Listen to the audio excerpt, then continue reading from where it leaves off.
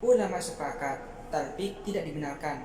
Secara bahasa talfik berarti menipat, sedangkan yang dimaksud dengan talfik secara syara ialah mencampur adukan pendapat seorang ulama dengan pendapat ulama lain, sehingga tidak seorang pun dari mereka yang membenarkan perbuatan yang dilakukan tersebut.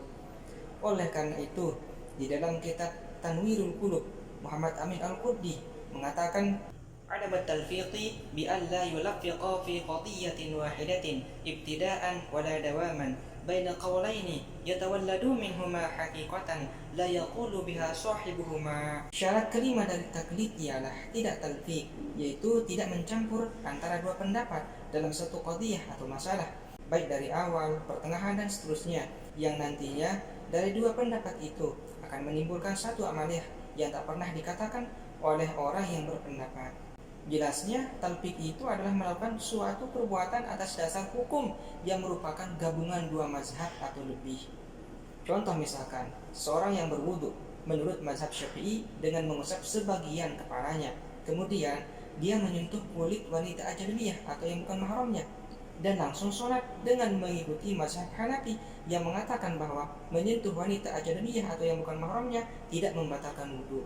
Nah, perbuatan ini disebut talfik karena menggabungkan pendapatnya Imam Syafi'i dan Imam Hanafi dalam satu masalah wudu, yang pada akhirnya kedua imam tersebut sama-sama tidak mengakui bahwa gabungan itu merupakan pendapatnya, sebab Imam Syafi'i membatalkan wudu seseorang yang menyentuh kulit lain jenis, sementara Imam Hanafi tidak mengesahkan wudu seseorang yang hanya mengusap sebagian kepala.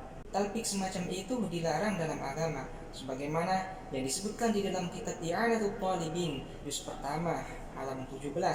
Dikatakan, wa yumtana'ut talfiqu fi mas'alatin ka'an qallada malikan fi taharatil kalbi wa syafi'i fi ba'dir ra'si fi sholatin.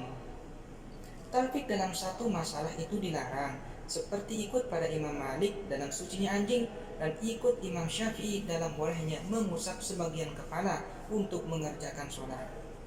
Sedangkan tujuan pelarangan itu adalah agar tidak terjadi tatabbu' rukhsah atau mencari yang mudah-mudah saja, tidak memanjakan umat Islam untuk mengambil yang ringan-ringan, sehingga tidak akan timbul tala'uf atau main-main di dalam hukum agama. Atas dasar ini, maka sebenarnya talfik yang dimunculkan bukan untuk mengekang kebebasan umat Islam untuk memilih mazhab, bukan pula untuk melestarikan sikap pembelaan dan fanatisme terhadap suatu mazhab tertentu, sebab talfik ini dimunculkan dalam rangka menjaga kebebasan bermazhab agar tidak disalahpahami oleh sebagian orang.